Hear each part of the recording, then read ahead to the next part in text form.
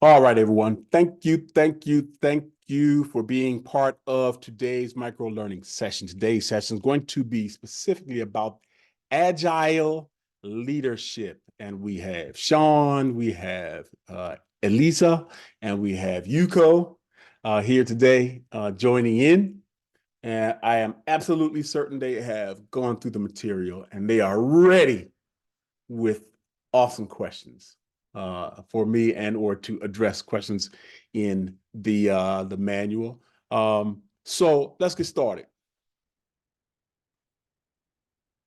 So was everybody able to access the manual and the links work or anything?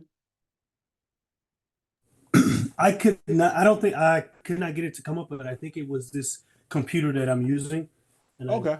didn't bring the other one. But I'll let you know after, because Okay. it's the second time it didn't upload it.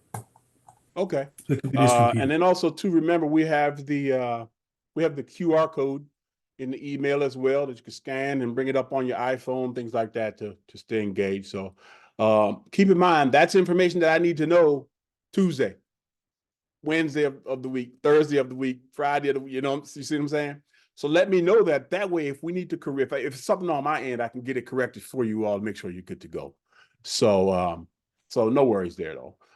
Rules for the open discussion, as you see on screen there.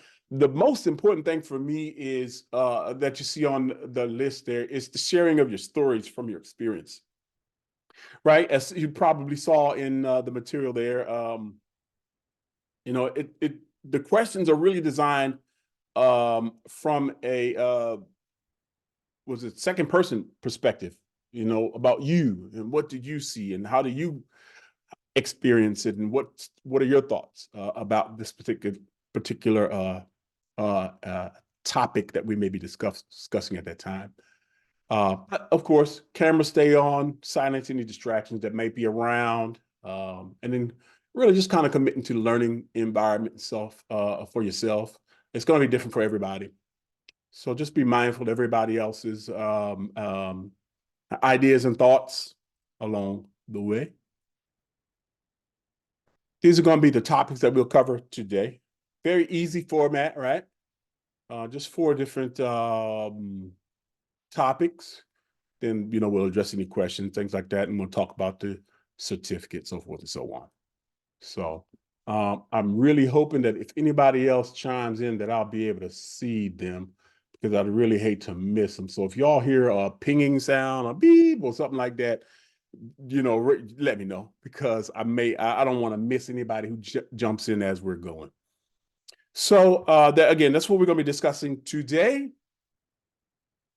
So as we did the last time, just looking at the questionnaire without trying to define agile leadership, what kind of things come to mind about agile leadership or agile environment or an agile leader?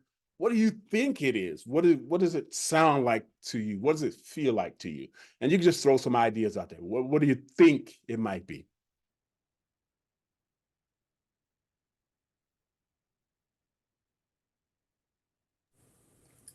I guess I go first. From my perception of what agile leadership would be flexible leadership. Ah, You deal with different situations mm, and people. yeah, that's key. That's key. Flexibility. What else? Um, when I think of agility in leadership, I'm thinking about collaboration and really empowering the team. Ah, The opposite of ah, being stuck yeah, in our own ways. yeah. Agility, collaboration, empowerment, right? Those things. Yeah, good. Yuko, any thoughts?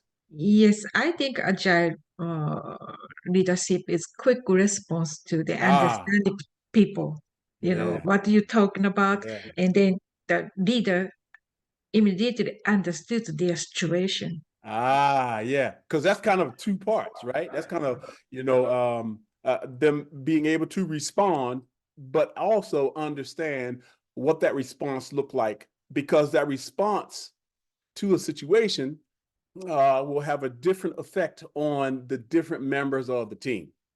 Make sense? So yeah. Well done. Well done. Good stuff. Let's take a quick look. So if you look on the left, you could kind of say, okay, agile leadership or an agile leader is a person that may foster collaboration, the type of person that focuses on the outcomes and the results, person that builds trust, right? Embraces diversity and inclusion, right? What they are not are micromanagers. They are not. So you see what I'm saying here? They're not they do not suppress creativity and innovation. They do not ignore team input, right? They welcome team input, right? Because as situations change, they have to be flexible and at least say adaptable, and they have to employ agility along the way throughout that particular situation that they may find themselves, their team, and or their organization. Make sense? All right. So, excuse me. Just a brief introduction, kind of agile leadership, the concepts, some key takeaways from the reading material, right? So just bear with me as, again, what I will typically do is just kind of highlight some of the things that were discussed, right? I won't read word for word for you all, things like that. I'll just be highlighting some things that came up in the text itself. So adaptability across all levels. So that an agile leadership transcends, if you will, its origins from a software development to become versatile mindset applicability. So it started in the software development realm, back in that particular type of environment.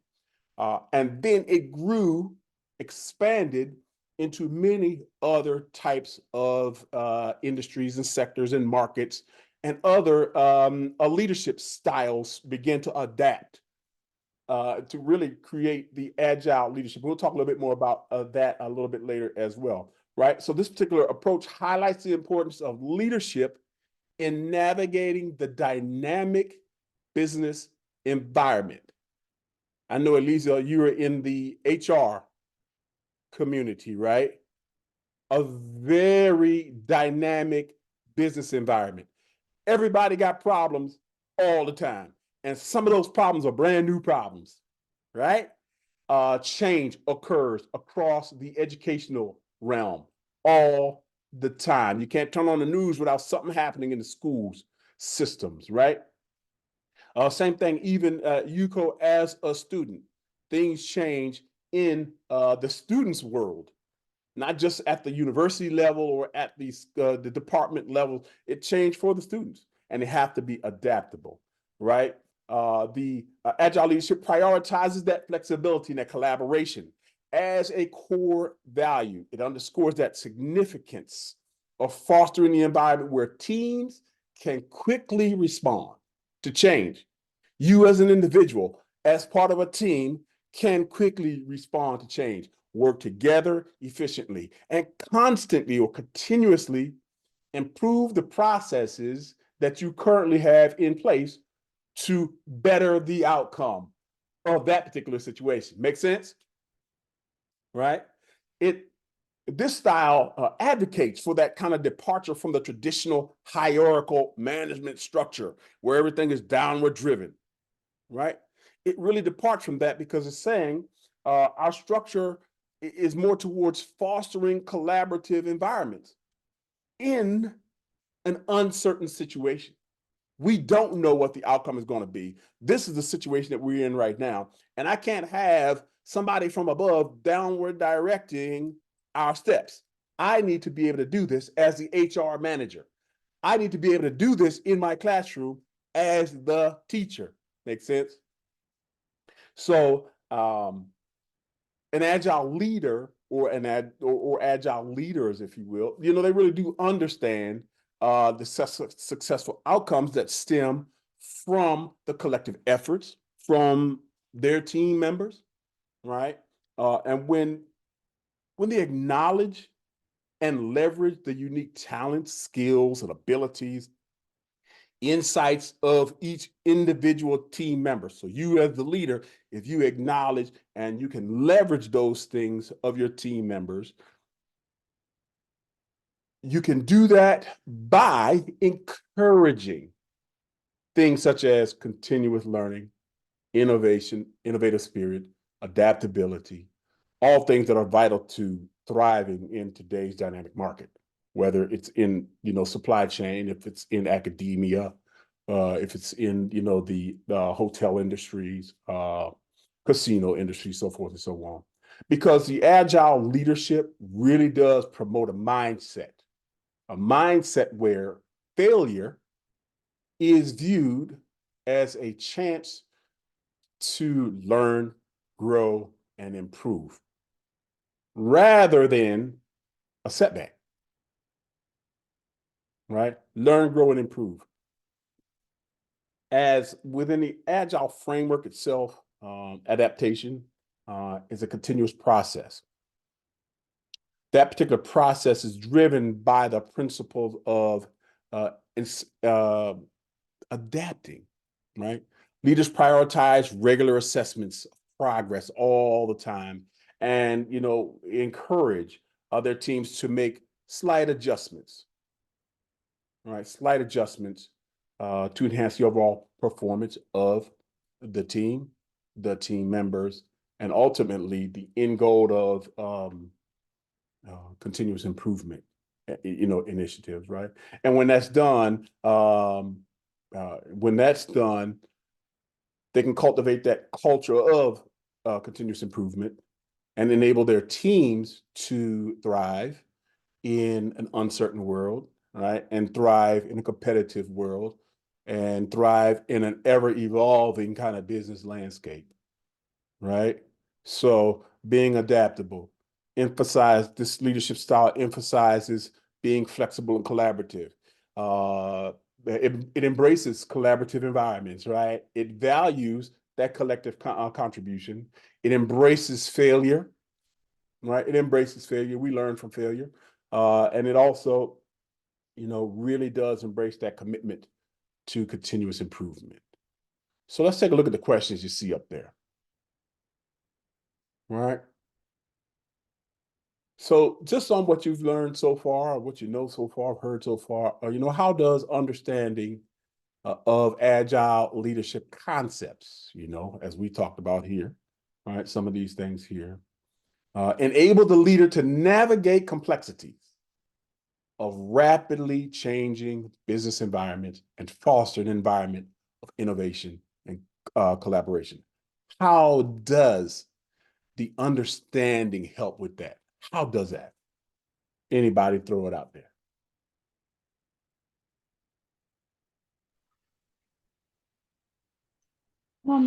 For me, having an agile mindset allows you to target that response that you give to your team members based on where they're at in their particular path, right? Because we talk a lot about, at least for me, being a servant leader, that I am here for my team. I am here to give you what you need, but I cannot give everyone the same. I cannot give everyone the same type of support. I cannot give everyone the same type of development. So I need to understand where they are in their career path, and then I need to target my response and my support. Yeah, love that. I love that. Leading like a large team. Yeah. Time is limited. So how do I leverage my time so that I give everybody adequate support and response? Yeah. So having that, so having that knowledge about agile leadership concepts really helps you be able to target your response to individuals or this individual situations, to include how they respond to that particular change. You have to, as a leader, have to be able to help them through that. Absolutely. Yeah, great point. Great point. Anybody else? Let's take a look at question number 2. In what ways does agile leadership go beyond that traditional management style? Remember, we talked a little bit about that traditional hierarchical, that everything is downward driven. You do this because I said to do this and do this and do that, right? That typical hierarchical management style. how does does agile leadership kind of go beyond that to empower teams and individuals, promote adaptability and that shared accountability? How does that happen? And if you have any examples, like Lisa just shared there, if you have any examples, that would make your point. Anybody? Okay. I guess I could take this one. The example part I have millions of them. Yeah. But one of the things is it helps when a person makes a mistake. You have the ability, if you know how to empower people, you can bring them back from wherever they've been, and you can get them to be their best self. Mm. I give an example. We had one of the teachers. I mean, he's been teaching for 30 years, and he had a rough go when he first came to the school. And as I started helping him, building him up and getting him on track, he's all in. I mean, 7 o'clock this morning, he had sent the lesson plans for every single day for next week. Yeah. This morning, he's already. Yeah. But like before, he wouldn't do anything. He would have to, he was so, because he didn't have an agile leader. He was just so turned away from doing anything. Yeah. And now he's fully invested because I was able to understand what he needed. Yeah. He didn't need someone to talk down to him. He needed someone to talk to him. Right. Right. Because being an agile leader kind of sometimes gives you a bit of foresight, right? Especially if as an agile leader, you've been through some stuff, right? You've been through some change. You've been through some uncertainty.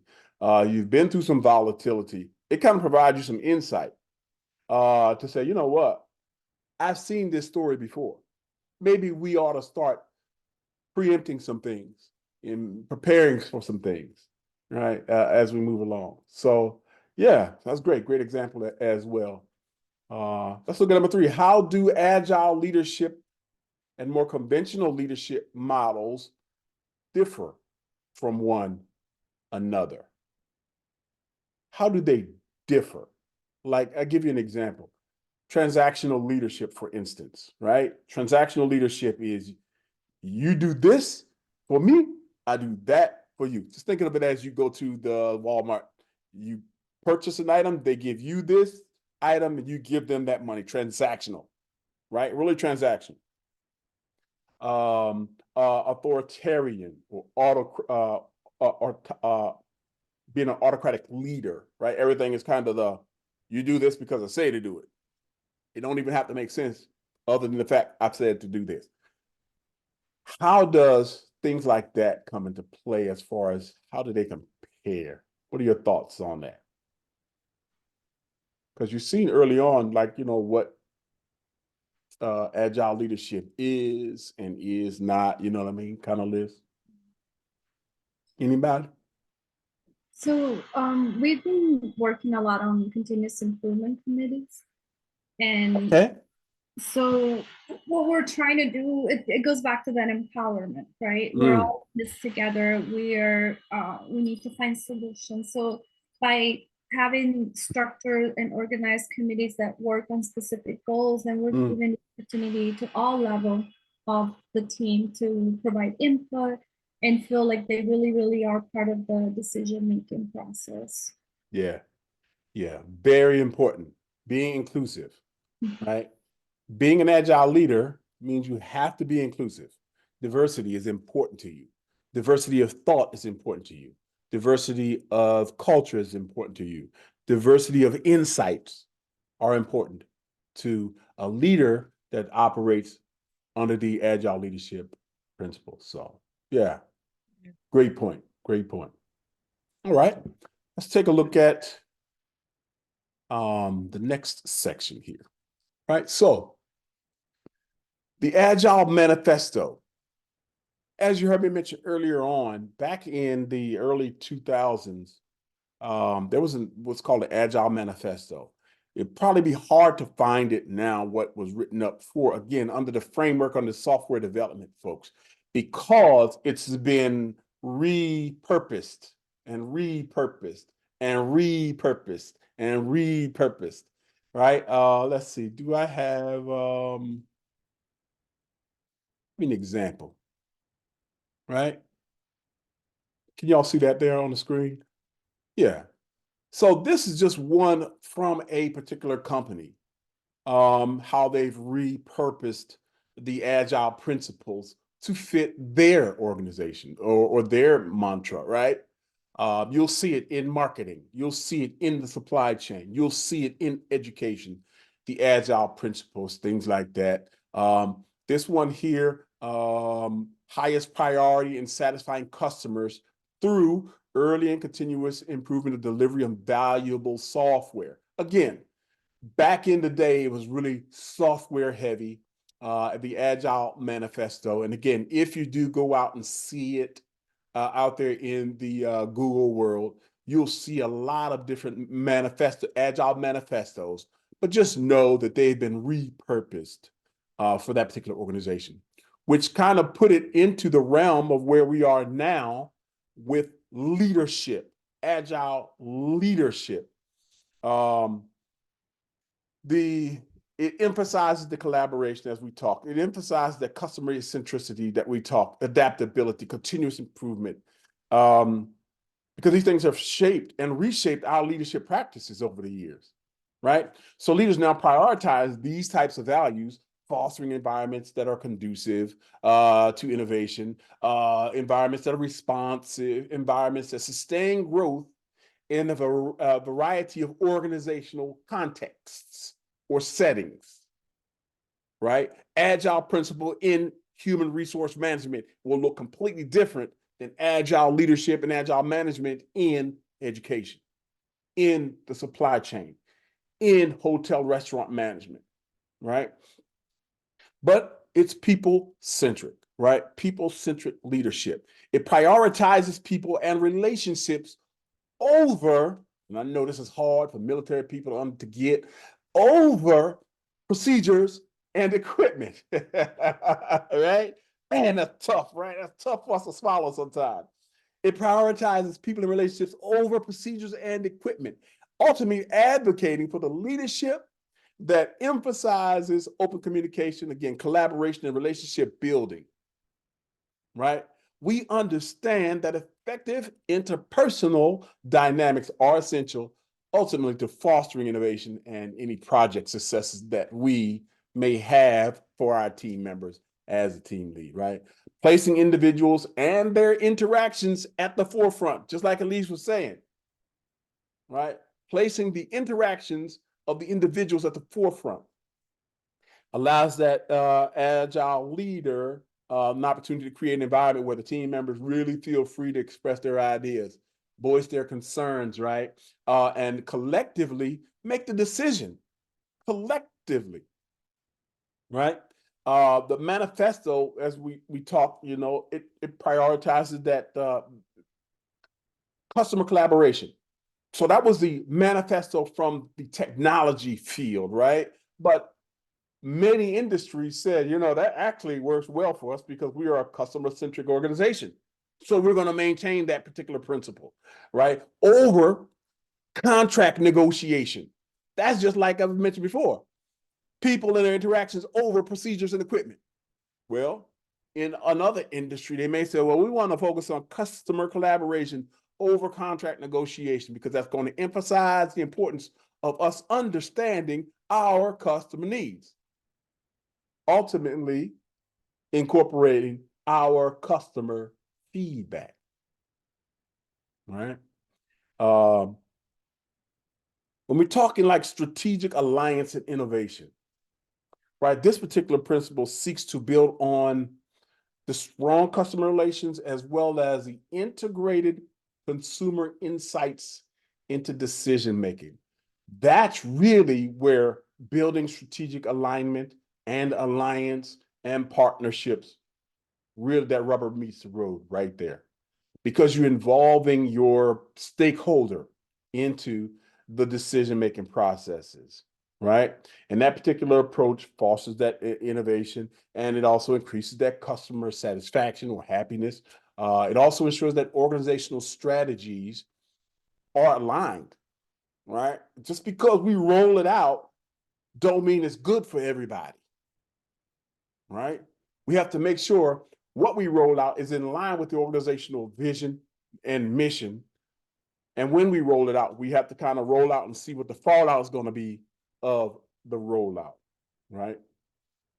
The adaptable leadership style that, the agile leadership style not only enables that rapid transcendence or rapid response to market shifts, but it also empowers our teams to engage in creative problem solving and continuous learning, ultimately driving that innovation and success. Keywords here: empowering our teams to engage. Very important. I don't think we allow our teams enough. We don't afford them the opportunity to do that enough, especially as it relates to being creative in problem solving. Right? So being mindful of that, right? This particular style, the emphasis on tangible results. It emphasizes the delivery value early and frequently, fostering a culture of action and tangible progress. Early and frequent.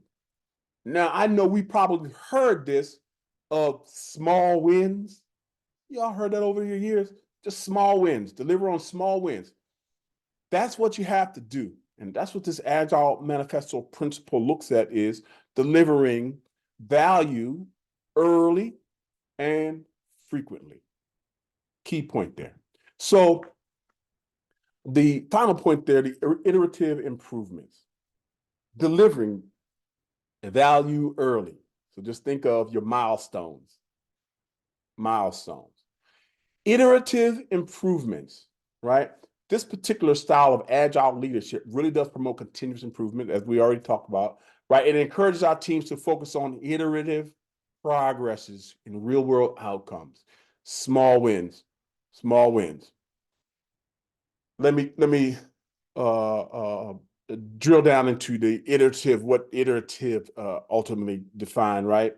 An iterative process is the practice of building, refining, and improving, right? Build it, refine it, and improving it. MVP Training Solutions is an iterative process. Build it. I work every day diligently to refine it, ultimately to improve it. You know what I mean? So that could be a product, that could be a project, any initiative that you may have out there, right? So, and when you do that, what happens is you use that the iterative process itself to kind of, create or test or revise until you're satisfied with the ultimate end result. You know what I mean? And if anybody has ever had a creative spirit, that's tough, because nothing is ever really good enough if you're real creative. You know what I mean? So leaders need to remain open to refining strategies based on the feedback that they get. Creating an environment that's conducive to innovation, experimentation, right? And then the ongoing learning that occurs within the organization. As an agile leader, you have to make yourself available to receive that, right? So let's talk about the questions. Let's look at number one. How has the Agile Manifesto reshaped that conventional role of leadership?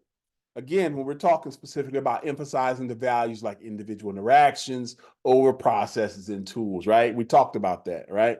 So, and then can you provide an instance where that particular shift in focus has brought noticeable changes within your organization, or maybe a company that you may have researched at some point? how does that mindset make you go, oh, I didn't think of it that way, and I saw company X do it this way, and I see where they are. Any thoughts on that out there?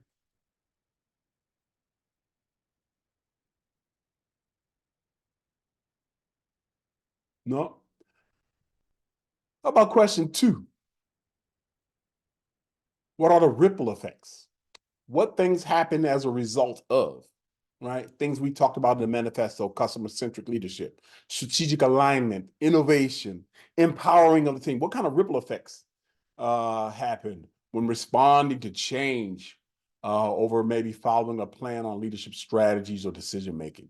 What kind of ripple effects happen when you have an agile leader in the field out there, you know, doing what they do best? And then, of course, if you can share a story to help successfully embrace this particular principle. I always speak from a people focused perspective, but for me, the most important result is retention, right? So instead of retention in terms of talent, so people are not, they don't feel like they have to go outside of the organization to like and they can either grow internally or even like progress and develop and go into other sections within the organization. But they're really encouraged, if they feel heard, it's less likely that they're going to try to go outside. Yeah. And if the agile leader is listening, which an agile leader should be doing, an agile leader would have heard that voice from that employee long before a big change happened, right? Long before, because an in-tune leader would have recognized this may be an opportunity for me to do some job rotations, right? Same thing happened in the military. They may work at the section level, and then we recognize a talent, and we say, you might be a good fit over there in another area, and then in another area, and then another area, things like that. And it's not a bad thing. It's an opportunity for them to grow and develop in those other areas. So when they become the leader, they can speak from that perspective, right? So yeah, great point. How about number 3? In what ways does the Agile Manifesto encourage leaders to build a culture of trust, open communication, and continuous learning? I'll take this one. So it encourages, from my perspective, that you have to support the people. Everything has to be people-centric.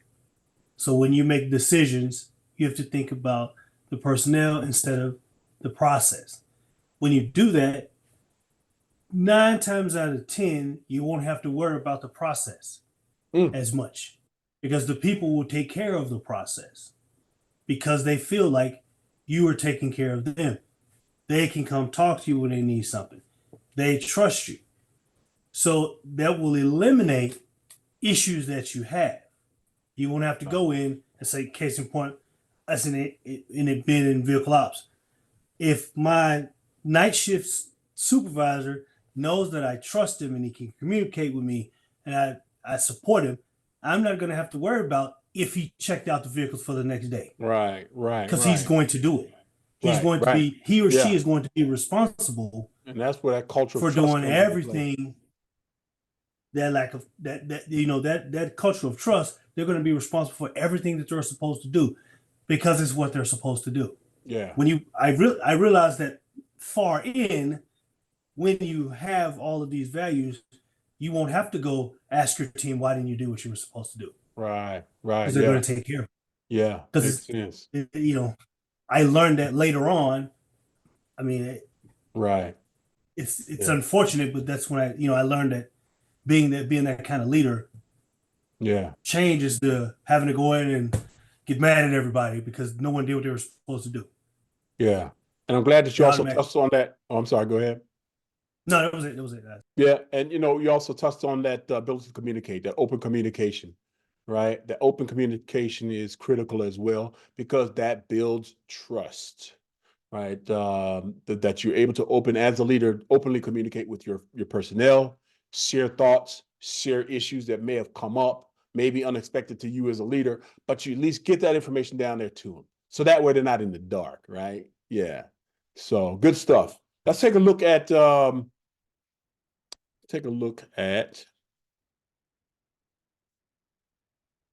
of the core values and principles of this particular leadership style, right? Proactive, cultural influence, embracing adaptation, building trust, right? Benefits of empowerment, some things we've touched on already.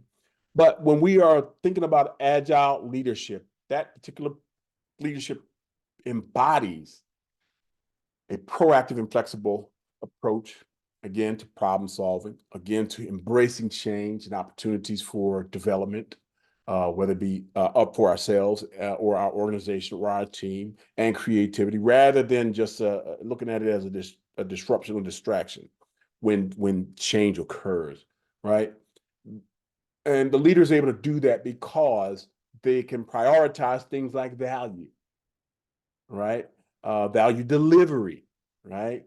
We talked the iterative progresses. We value that information, that type of action. They value teamwork to effectively address change. Now, I don't know if Sean, I don't know if you remember this, but whenever as a leader, when I was in the seat, I would just say, give me the 85% solution. Right. I remember Right? 85. You Give me go for the rest. 85%. And I know that was a mindset shift for many people when I'd say that to them, because here's my rationale. When the leader says, put this product together, I have absolutely no doubt that everybody goes into it with 100% effort and they completely go into it and do it.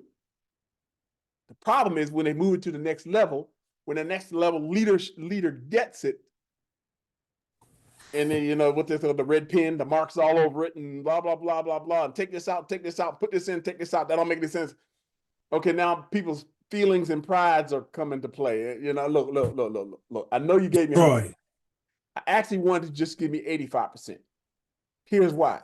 Because when you give it to me, I'm going to put my 10% in. And then when I move it to the next level, that leader, that commander, that supervisor, I only want to give them 5% of this product. That way, you don't feel as bad because we did an iterative process along the way, right? And that is important, especially as it relates to building, trust and open communication. Because this is what I need from you all, right? So that particular mindset, the agile leadership mindset, it really does permeate an organization.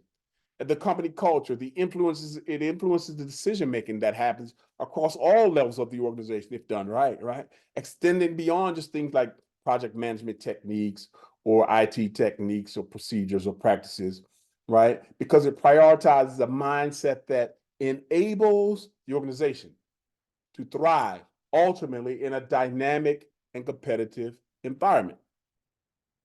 If we're all thinking with an agile mindset, we are not trapped into, well, this is what the book said, right? Well, this is what the boss said. We're not trapped. As an agile leader, we acknowledge the dynamic nature of things like the corporate environment, the corporate, the company cultures. We recognize that there's the dynamic nature of those things, and we emphasize being more adaptable, being more flexible, and we value those things as qualities, right? So when we're talking culture and continuous improvement, we can emphasize a continuous improvement because it enables a team to ultimately thrive in a dynamic environment. Me as a leader, I would say, yeah, I'm good. I can bob and weave and adapt and adjust, so forth and so on. But if I'm doing all of that and I'm leaving my team behind, is that real? Is that really, am I really succeeding as a leader? I can do it. I can do it. I can do it. I'm good. I can bob and weave. But if I've left the team behind where they no longer can trust me, no longer believe in the mission and the vision and the culture, and no longer feel open to share their opinion, thoughts, and feelings about the particular issue that we're having, then I failed as a leader. Right?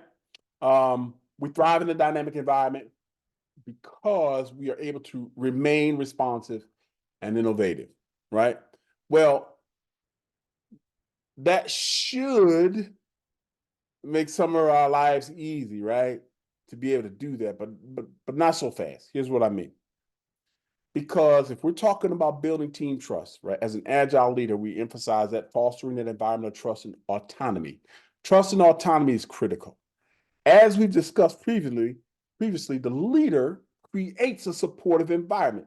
Important to understand. The leader does what?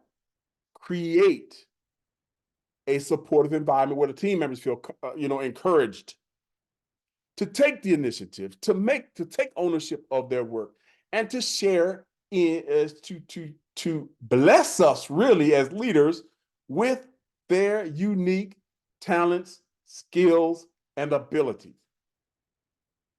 As a leader, we have to create an environment that's supportive to that, right? And when we do that, we empower our teams.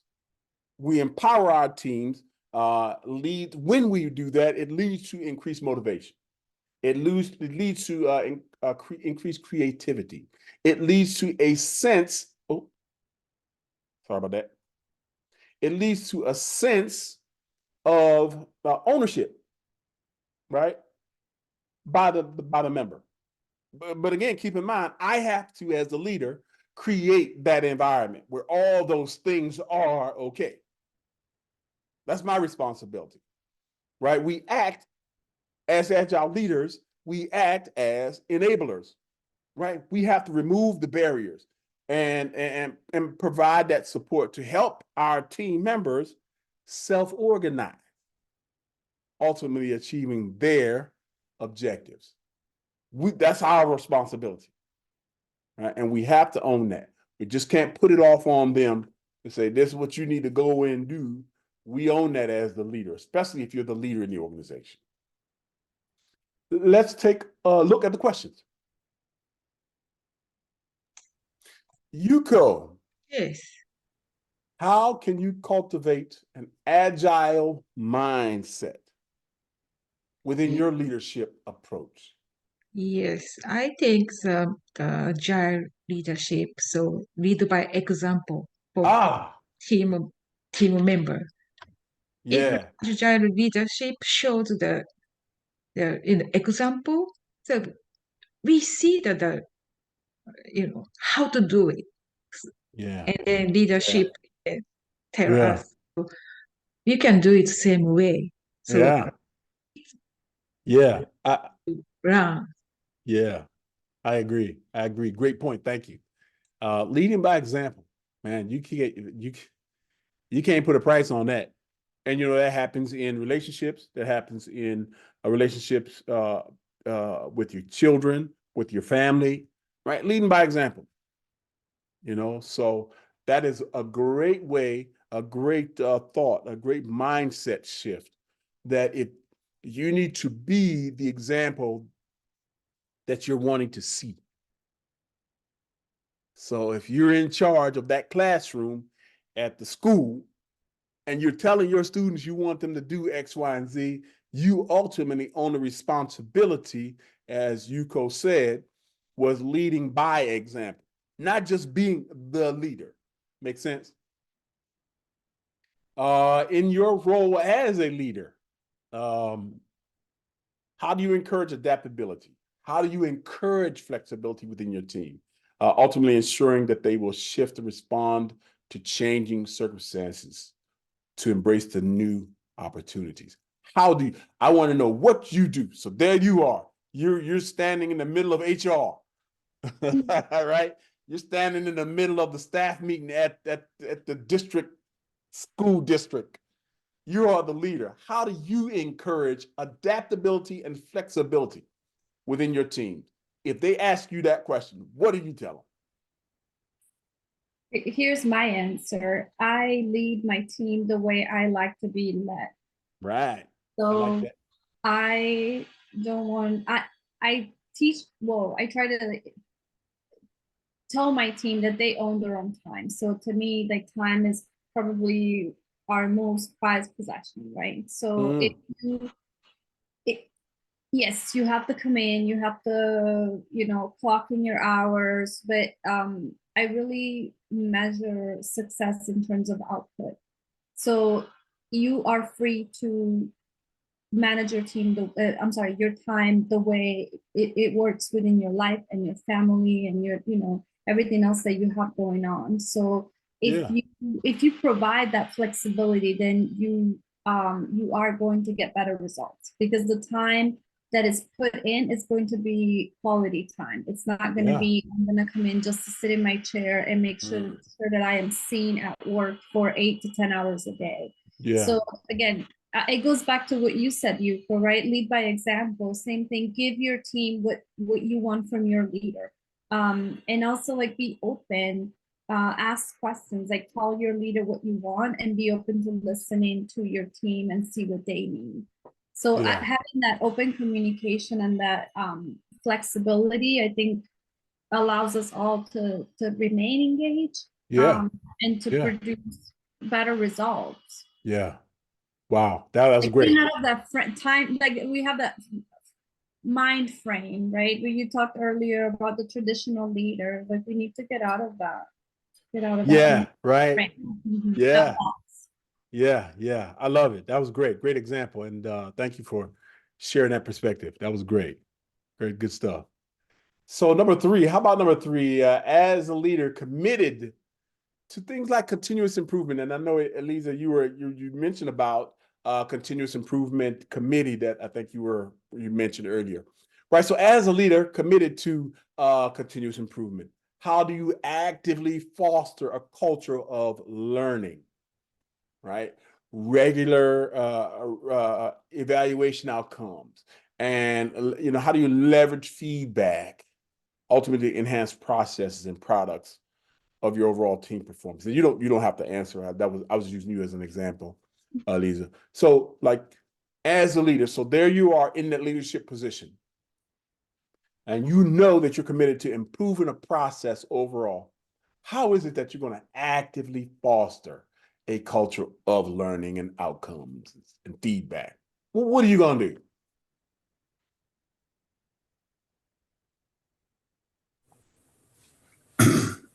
For me, I would allow my team members to know that they can research anything, they can find out anything. There's nothing off the table as we are building this, as we're going down this road to build this project or fix this problem. All ideas are great ideas. Empowering with knowledge. Just throw it out there. Whatever you want to do, let's figure it out, make it make sense, and get it done. Yeah.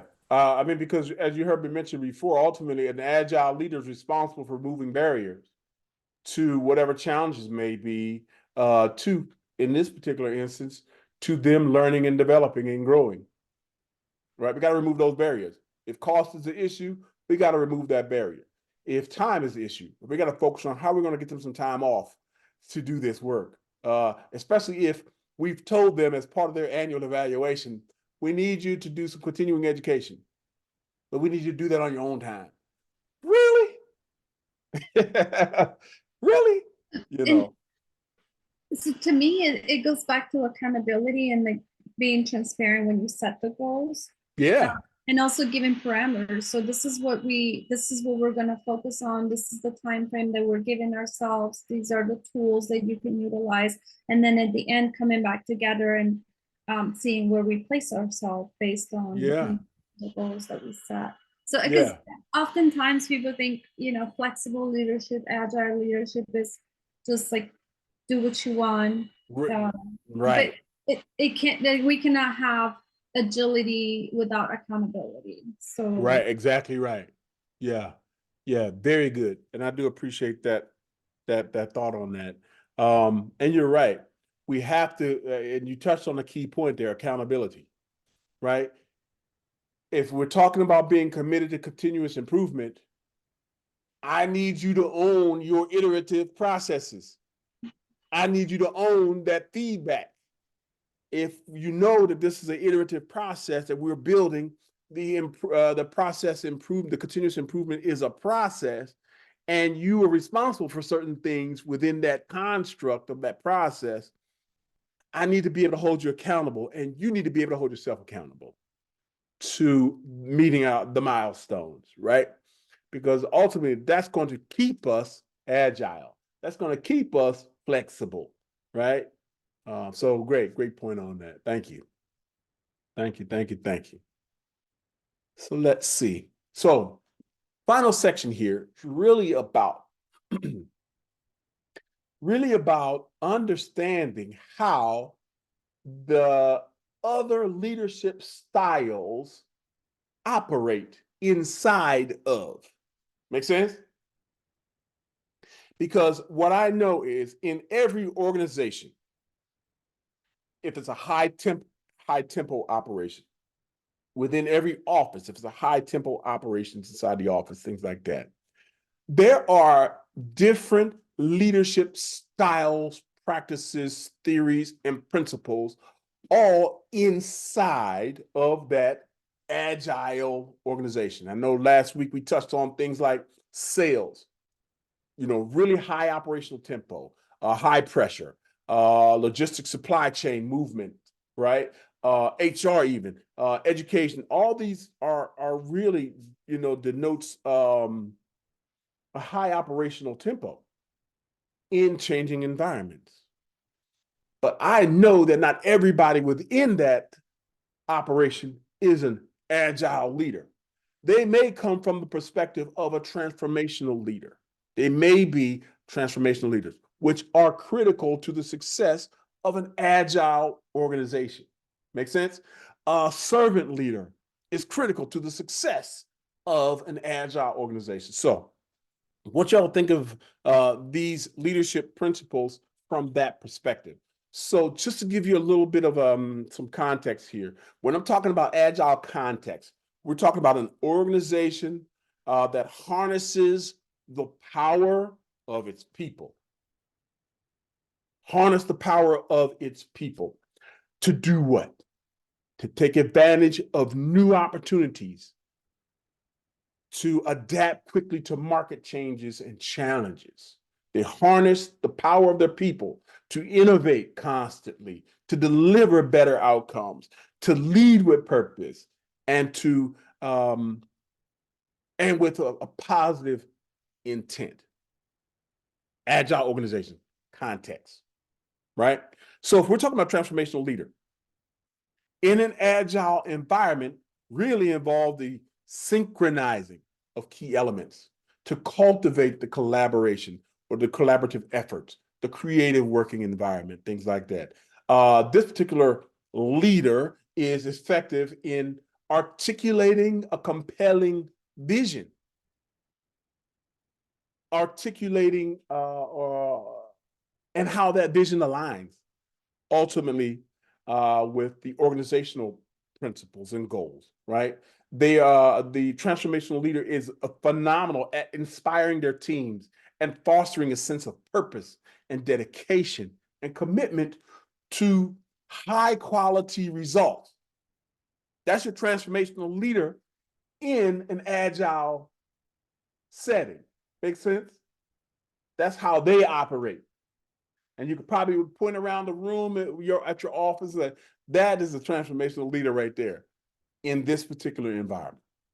So, and another thing that, for instance, transformational leader is phenomenal at is storytelling. Storytelling is phenomenal. And I'm talking about storytelling about the organization. Storytelling about success. Storytelling about failures and how they transform that failure into a learning opportunity. stories about the people. And I'm talking about people at the lowest level in the organization. Storytelling about those people and how Mr. Smith, the janitor, is important to operation, right? That kind of stuff, right? Servant leadership. Servant leadership is really essential in an agile setting because it embodies some traits such as empathy, active listening, dedication to meeting the team needs. In a big world of people in an organization, we can probably see the transformational leaders. We could probably see over there, that is definitely a servant leader. They're operating inside of an agile environment. When we're talking transactional leader, right? That transactional leadership, you know, those leaders are focused on the things like clearly defining roles, clearly defining responsibilities, factoring things like incentives, really to motivate the people, that transactional level of leadership, right? And, you know, their emphasis is really placed on the metrics, meeting the goals, and evaluating and rewarding accomplishments, promoting accountability, productivity, right? So that's that kind of transactional leader in an agile environment. And then you have your charismatic leader. Charismatic leaders are, they exhibit the qualities like similar to the transformational leader. They're visionaries, right? They have incredible enthusiasm. They're incredibly confident. They foster an inspiration and motivation among their team members, right? Their very disciplined framework enables them to identify and reduce the potentials of risks, as we move forward in meeting the mission and the vision and goals and executing our roles and responsibilities, right? So that's your charismatic leader, right? They foster things like creativity and cooperation and flexibility, really, as it kind of outlines the agile principles that we talked about earlier. So again, these were kind of 4 different leadership styles that operate inside of an agile environment. So we'll let everybody have 1 question each. So Sean, if you take the first one, Aliza, you take the second one, and Yuko, you take the third question. So Sean, oh shoot, how about you? What's your thought on the first question?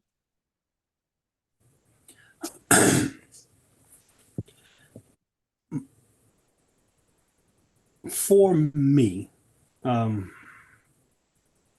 I would effectively inspire a shared vision is when, just like as now, when we make decisions on planning, everyone has the opportunity to provide input on what we're going to do for the students' upcoming planning. The entire team. We want to do this. We want to teach this. This standard is missing this. This lesson is missing this. This program doesn't do this. And those are all put into place. Once we get all of that information, we put that into plan instead of we have a meeting, they talk about it, and then we still do it my way. Yeah. But they see my team, they see their vision, they see what I wanted to do. It's in the plan. It wasn't just providing them the vision or the plan is what you would do to inspire the shared vision. Yeah, it is. Yes, it inspires the shared. So the vision is we need to teach the students how to find 2 main ideas in a text. Okay. That's the vision. Okay. So the team comes up with these are the ways we can do this. Finding evidence, using this, using that, using this. And instead of me going, no, but this is how we're going to teach them how to do it. Right. I'm with you. When we do math, the team, we come up with a combined solution to work out the problems for all students. Yeah. So they're using one format to do this. Yeah. Which okay. You see, that's how. Yeah. Okay, good. So you tapping into the collective team input to help with the inspiration of the vision, inspiring the team to get to that particular point.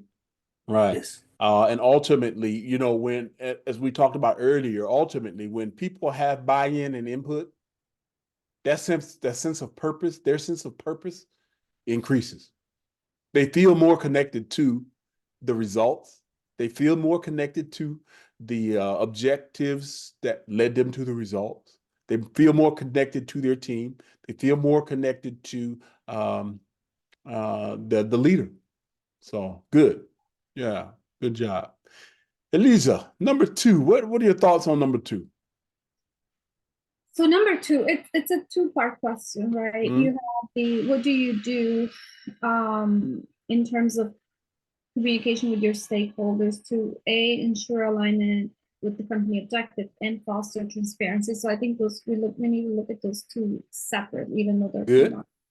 Yeah. So the ensure alignment with company objectives.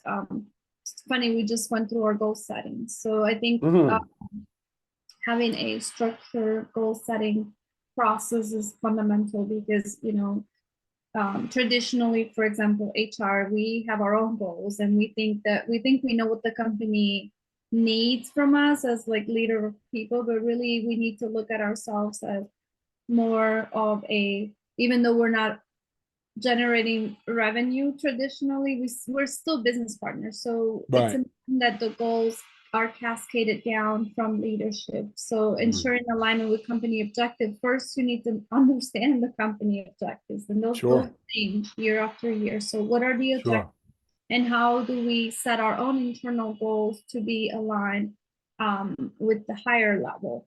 And then fostering transparency. I think the best way to do that is it's data driven.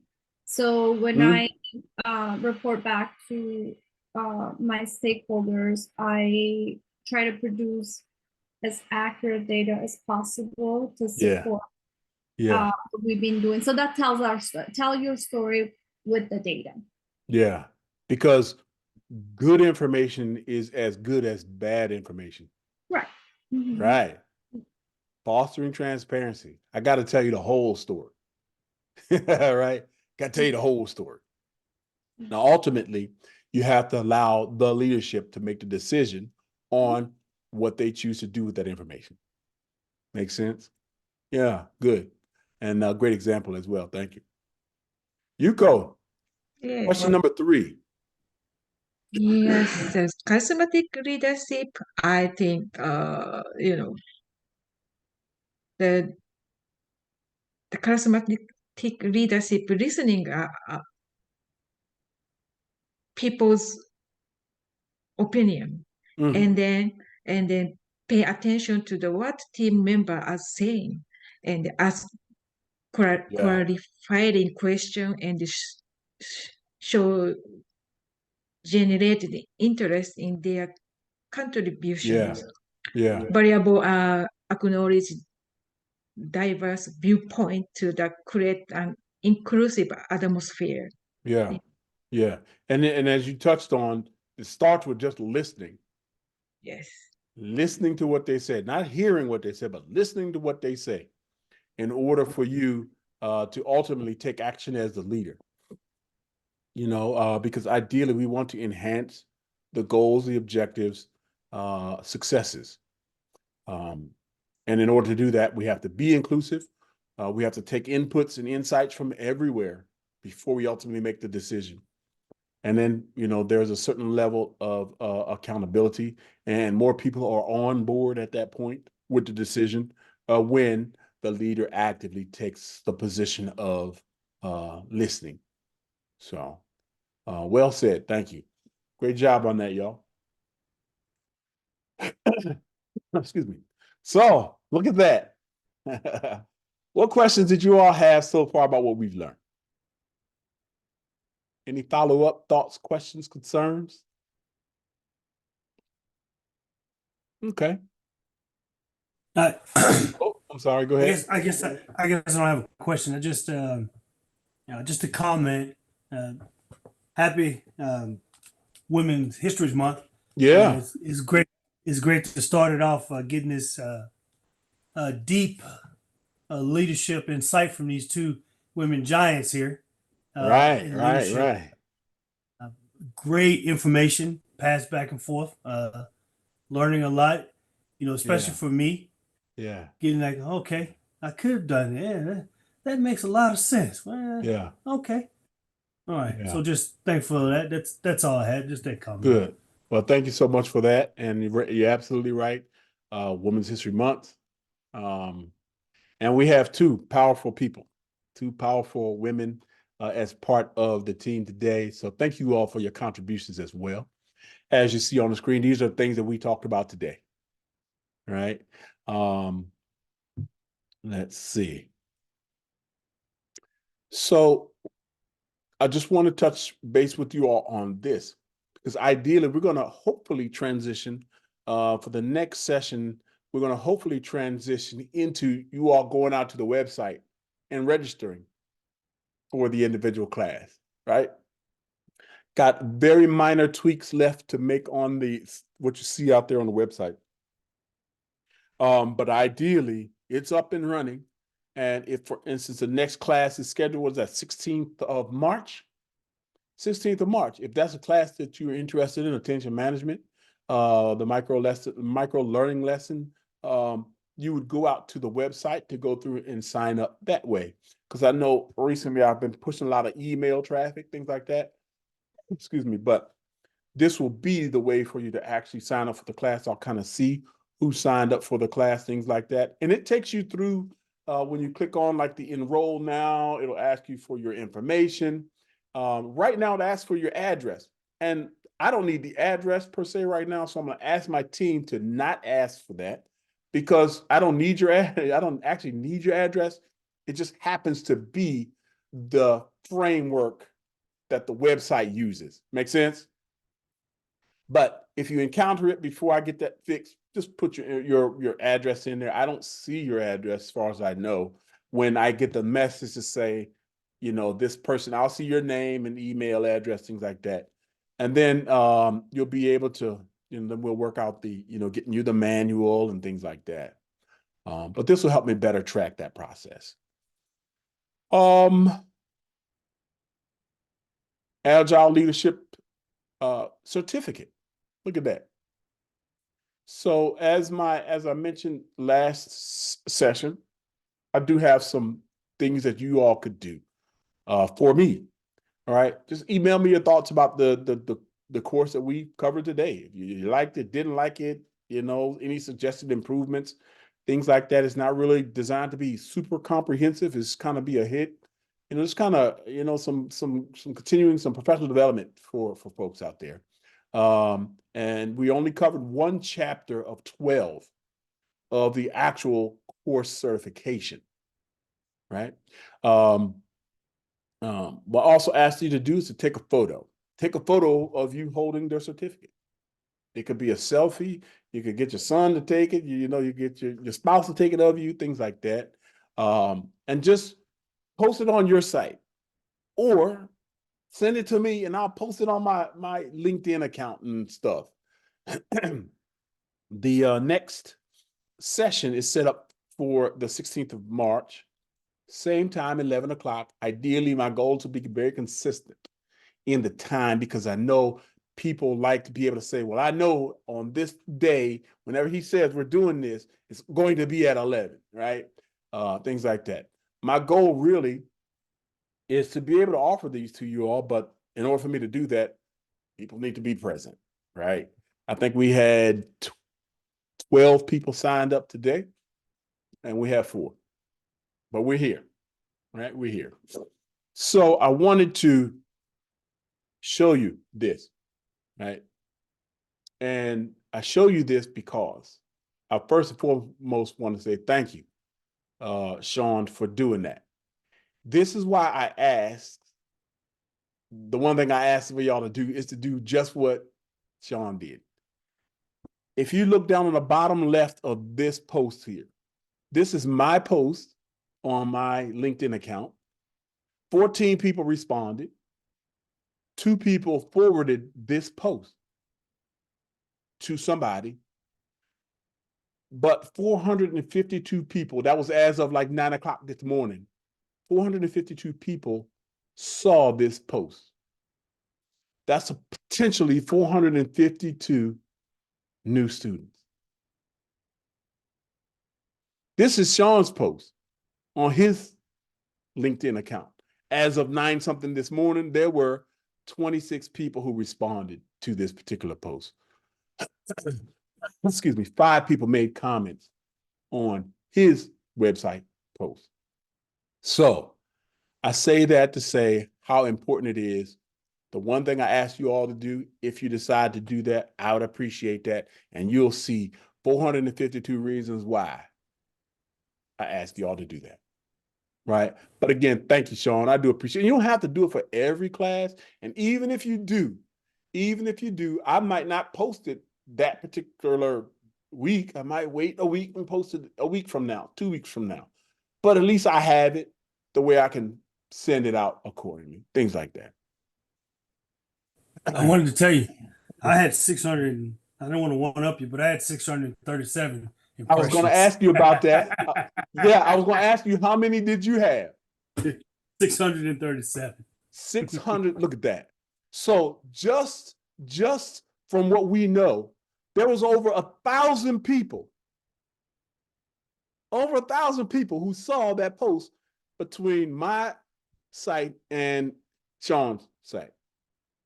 Absolutely love it. Thank you so much for doing that, brother. Again, it takes less than 5 seconds to take a snapshot, a selfie or something. And you can see it goes a long way. So I do appreciate that. What other questions, concerns that you all have that I could address before I let you go back to your amazing weekends? Anything? No questions, but thank you so much for offering this opportunity. I'm really glad to be here. And thank you for your input as well. I really do appreciate it. Yeah, especially from an HR perspective. So thank you very much. I definitely look forward to continuing having you on board with us. All right. Thank you all. Have a great weekend, and we'll talk to you soon. Thank you as well. Have a good one. All Thank right. you. Nice meeting you.